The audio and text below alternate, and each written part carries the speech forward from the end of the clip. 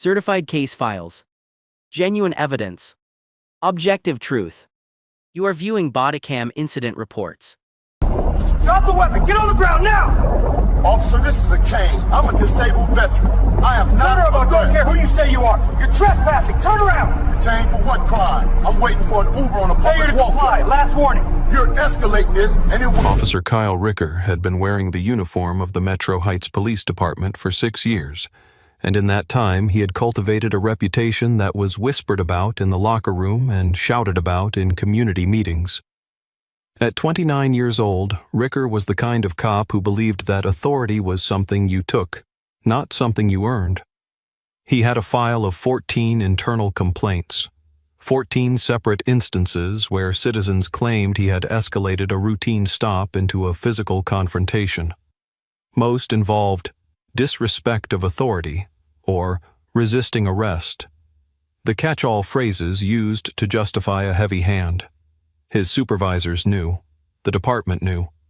But Ricker made arrests, and in a department focused on stats, he was considered proactive. He was a lawsuit waiting to happen, a ticking time bomb wrapped in Kevlar, convinced that his instincts were sharper than the law itself. On the other side of this escalating shouting match stood Captain Marcus Thorne, United States Army retired. Thorne was 48 years old, a man whose spine was held together by titanium pins and sheer willpower. He stood 6'2" in a bespoke charcoal suit that cost more than Officer Ricker's monthly take-home pay. On his lapel was a small discreet pin, a silver star with an oak leaf cluster. He leaned heavily on a polished hickory cane, not for style, but because an IED outside of Kandahar had nearly taken his left leg 15 years ago. Thorne wasn't a vagrant. He wasn't a threat. He was a decorated war hero, a man who had led Rangers into the darkest valleys of Afghanistan, a man who had spilled blood for the very Constitution Ricker was currently trampling. But Ricker didn't see the suit, the posture, or the calm dignity. He saw a black man standing in a wealthy neighborhood where Ricker decided he didn't belong. The Vantages was the sort of place where the grass was manicured with scissors and the silence was heavy with money. It was a sprawling complex of luxury condominiums on the north side of the city where units started at $2 million, and the residents paid HOA fees that could feed a family of 4 for a year. It was 10:15 in the morning on a Tuesday, and the spring sun was shining bright and clear, casting long shadows across the pristine pavement. The air smelled of jasmine and fresh mulch. It was a perfect morning, the kind that people worked their whole lives to enjoy. Watching this scene unfold from behind the safety of a glass-walled leasing office was Derek Vance. Vance was 34, the property manager of the Vantages, a man whose ambition far outstripped his empathy. He wore a suit that was a little too tight and a watch that was a little too big, desperate to project the image of the wealthy clientele he served. Vance took his job as the gatekeeper of this exclusive community with a seriousness that bordered on paranoia. His mandate was simple: keep the residents happy and keep the riffraff out. 30 minutes earlier, Vance had watched Captain Thorne exit the building. Thorne had just finished a private viewing of the penthouse unit, a viewing arranged by a high-end real estate broker who had already left for another appointment. Thorne had decided to wait for his Uber outside to enjoy the weather. But Vance hadn't been part of the tour. He looked out his window and saw a large black man standing near the fountain, checking his phone, looking around the property. In Vance's mind, the narrative wrote itself. The suit didn't matter, probably stolen or a cheap knockoff. The cane, a prop or a weapon. He was loitering. He was casing the joint. He was making the imaginary residents in Vance's head uncomfortable. Vance didn't go outside to ask if the gentleman needed help. He didn't check the visitor log to see that Marcus Thorne had been cleared by security. Instead, he picked up the phone and dialed the direct line to the district precinct, bypassing the non-emergency number. "This is Derek Vance at the Vantages. We have a situation. There's a male subject refusing to leave the premises. He's behaving aggressively. He's pacing back and forth near the entrance, muttering to himself, and he's carrying a large stick or club. I'm worried for the safety of my residents. We need a unit here immediately. It was a lie. A calculated, dangerous lie born of bias and fear. Thorne was standing still. He wasn't muttering. He was checking emails. The club was an orthopedic cane, but Vance knew the buzzwords that would get a reaction.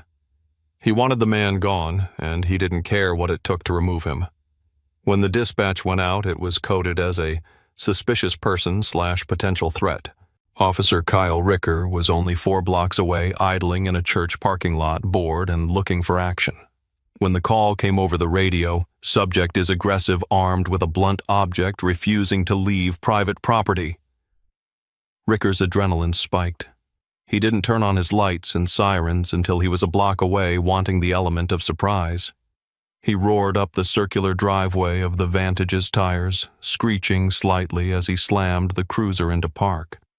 Ricker exited the vehicle with his hand already resting on his holster. He didn't scan the scene for context. He didn't look for the reporting party. He locked eyes on Marcus Thorne. In Ricker's mind, the guilt was already established. The only variable was how compliant the suspect would be. He saw a man who matched the description, black, large build, holding a stick. Thorne looked up from his phone, startled by the aggressive arrival. He had been checking the app his driver, a Toyota Camry, was 2 minutes away. He saw the young officer storming toward him, face red, jaw set. Thorne had trained hundreds of young men in his career. He recognized the look immediately. It was the look of a man who had stopped thinking and started reacting. It was the look of a soldier who was about to make a fatal error. "Step away from the building," Ricker barked, closing the distance rapidly. "Drop the weapon and get on the ground." Thorne didn't move. He held his ground, his weight resting on his cane. He spoke with the deep, resonant voice of a man who had commanded battalions. "Officer, this is a cane. I am a disabled veteran. I am waiting for a ride share. There is no need for this volume." "I said drop it," Ricker shouted, now only 6 feet away. "You're trespassing on private property. The manager wants you gone. You're loitering and you're acting disorderly." "I just viewed a unit here," Thorne said calmly, though his pulse was beginning to rise. "If you will allow me to reach into my pocket, I can show you my identification and the business card of the realtor who just left." "I told you keep your hands out of your pockets." Ricker cut him off, interpreting the logic as defiance. "You don't tell me what you're going to do. I tell you, you're detained. Turn around." "Detained for what?" Thorne asked, his voice hardening. "What crime have I committed?" "Standing on a sidewalk waiting for a car. You are escalating a non-event, officer. You need to verify your information." "I'm done asking," Ricker snapped. He moved into Thorne's personal space, aggressive and posturing. "You think because you're in a suit, you can talk back to me? I get calls about guys like you every day. Scammers, grifters. Now turn around or I will make you turn around." Thorne looked at the officer with a mix of pity and steel. "I am a retired captain of the United States Army. I have a Purple Heart and a shattered L4 vertebrae. I cannot get on the ground without assistance, and I will not turn around until you tell me specifically what statute I have violated." "Resistance," Ricker spat. "Failure to comply, loitering, disturbing the peace. Take your pick." Thorne slowly moved his left hand away from the cane toward the inside pocket of his jacket. "I am going to slowly remove my wallet." He narrated, broadcasting his actions for the dashboard camera he hoped was recording. "I am going to show you my Department of Defense retired ID." "Don't do it." Ricker reached out and grabbed Thorne's wrist. "I said hands where I can see them." "My hand is in plain sight," Thorne said, wrenching his wrist free with surprising strength. He pulled the wallet out and flipped it open. The blue ID card with the military crest was visible. Next to it was his VA medical card. "Look at it, Captain Marcus Thorne. Read it." Ricker glanced at the ID but didn't truly see it. His bias had already filtered the information. "Anyone can print a fake ID on the internet," Ricker sneered. I've seen better fakes than that. You think flashing a piece of plastic gives you the right to trespass? You're coming with me until we figure out who you really are? You are making a career-ending mistake. Thorne warned, his voice dropping an octave. Call your supervisor. Verify the ID. Do not touch me again. Is that a threat? Ricker stepped back and put his hand on his taser. You threatening an officer. I am stating a fact. I am a wounded warrior. If you attempt to force me to the ground, you will cause significant bodily harm and you will be liable. We'll see about that, Ricker said. He saw the cane not as a medical necessity, but as the weapon the manager had called about. In one fluid, violent motion, Ricker kicked the hickory cane out from under Thorne's hand. The sound of the wood clattering against the concrete was followed immediately by a sharp gasp from Thorne. Without the support, his injured leg buckled. He stumbled sideways, grabbing the edge of a stone planter to keep from collapsing completely.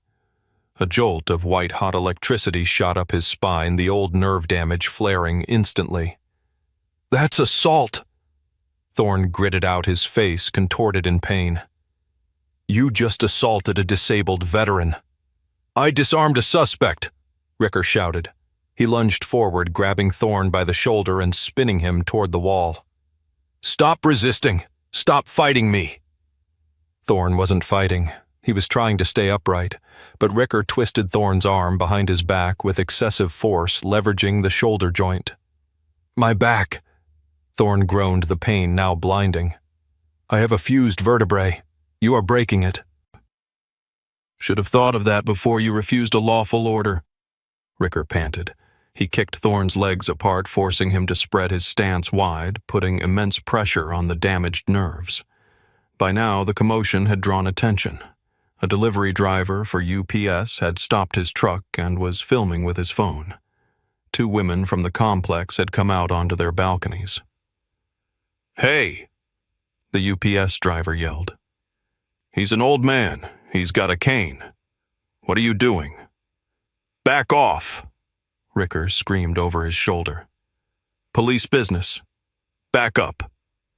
He's a veteran, one of the women on the balcony shouted. I heard him. He was just looking at the penthouse.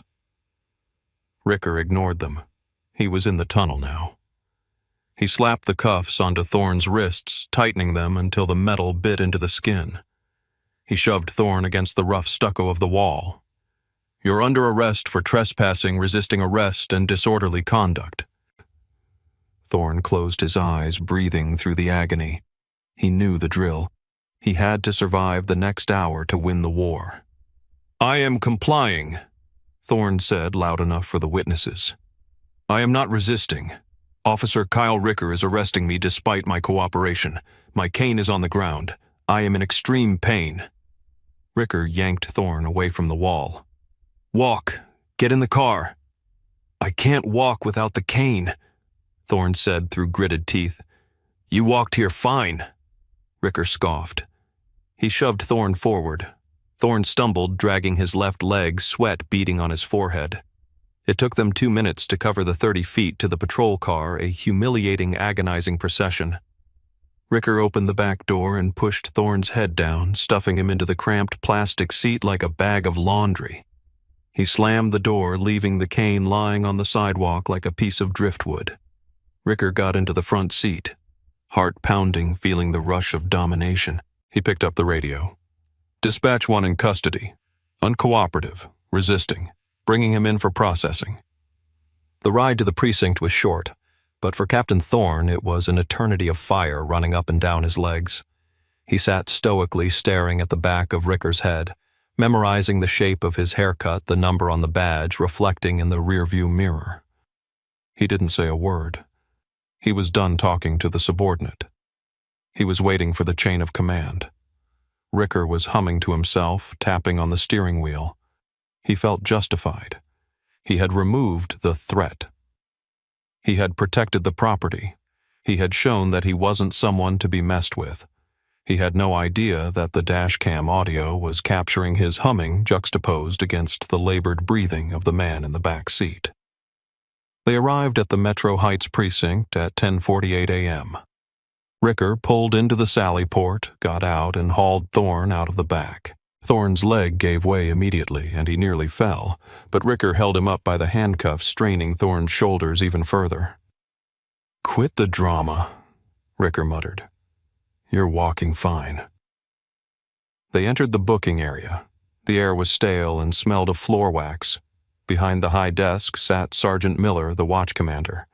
Miller was 55, a career cop, who was counting the days to his pension. He had seen it all.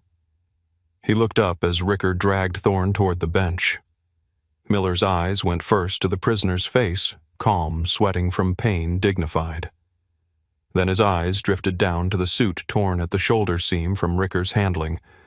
Then his gaze locked on the lapel pin. Sergeant Miller froze. His brother had served in Vietnam. He knew what a silver star looked like. He knew what a ranger tab looked like. He looked at the man, then at Ricker, then back at the man. "Ricker," Miller said, his voice low and dangerous. "What do you have?" "Trespassing, Sarge. Guy was loitering at the Vantages. Refused to leave, got aggressive, resisted arrest, had to put him down." Miller stood up slowly. "Aggressive. The man is wearing a $3,000 suit. He's a scammer, Sarge. Claims he's a vet. Showed me some fake ID." Thorne spoke, then his voice cutting through the room. "Sergeant, my name is Captain Marcus Thorne, United States Army, retired. My ID is in my wallet, which Officer Ricker has in his pocket. I have a spinal injury that requires a cane. Officer Ricker kicked my cane away and forced me to walk without it. I need medical attention." Miller's face went pale. "Ricker, give me the wallet." "Sarge, it's fake, I told you." "Give me the damn wallet!" Miller roared, slamming his hand on the desk. The booking room went silent. Ricker flinched, handing over the leather wallet. Miller opened it. He pulled out the blue card. He ran it through the verification scanner on his desk. The machine beeped a solid affirmative tone. The photo popped up on Miller's screen.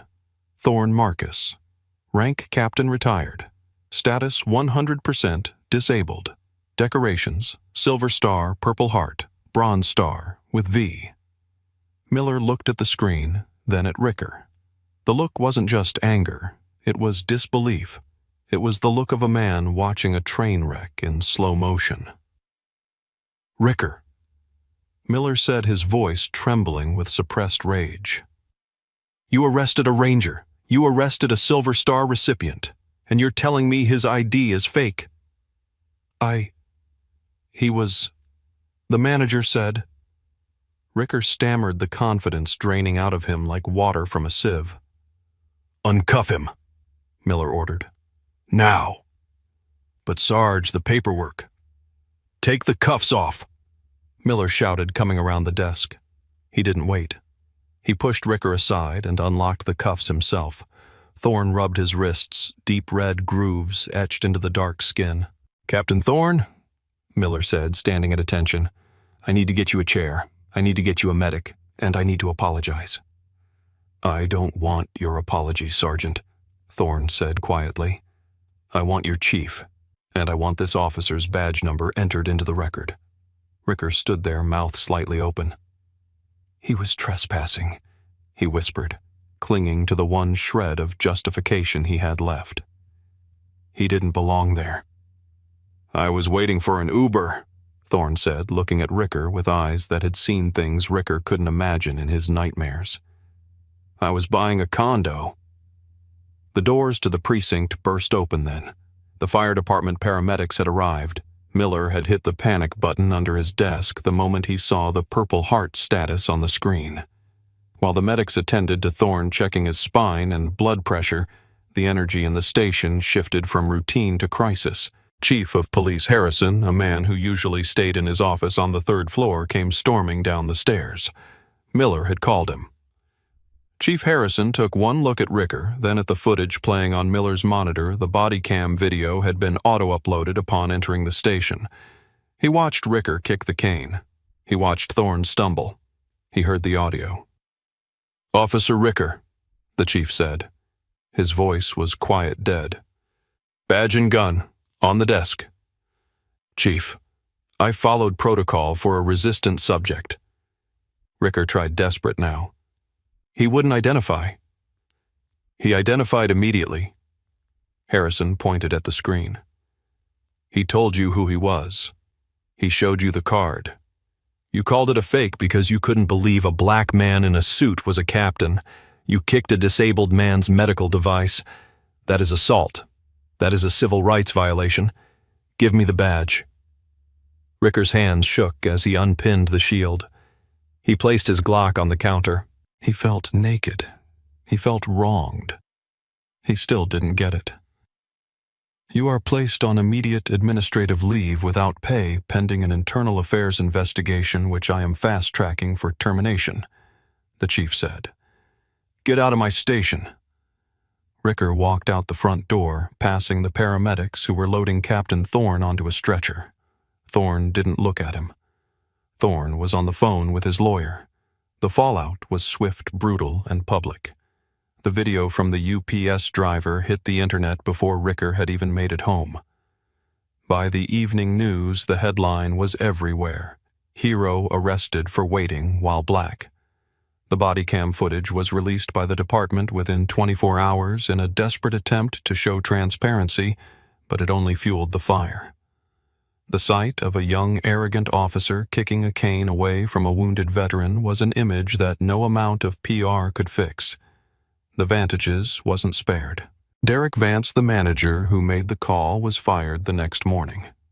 The corporate ownership of the complex released a statement condemning his actions, but the recording of his 911 call claiming Thorne was aggressive and armed with a club was leaked.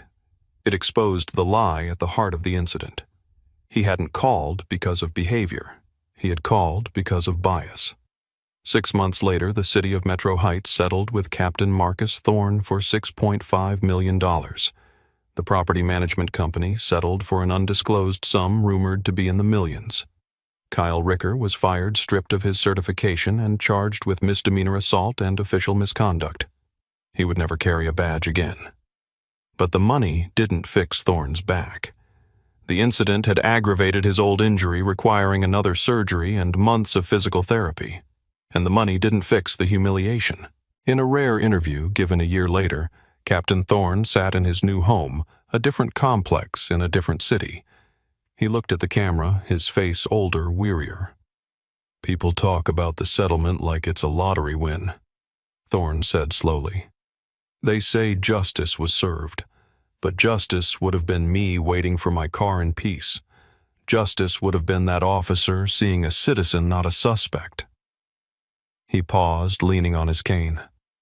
I wore the uniform of this country for 20 years. I bled for it. I have the medals in a box somewhere. But on that sidewalk, none of that mattered. To that officer and to that manager, I wasn't a captain. I wasn't a veteran. I was just a black man taking up space where they didn't want me to be. And if a Silver Star can't protect you from that kind of hate, what protects the young man who doesn't have one, The screen faded to black. Why do we keep seeing these patterns where authority overrides humanity? What needs to change in our laws to ensure that a badge is never a shield for bigotry? Let us know your thoughts in the comments below. If you believe these stories need to be told, please subscribe and share. We have to keep the light on. Case officially closed. For more authentic law enforcement footage, please leave a like and subscribe. Thanks for joining Bodycam Incident Reports.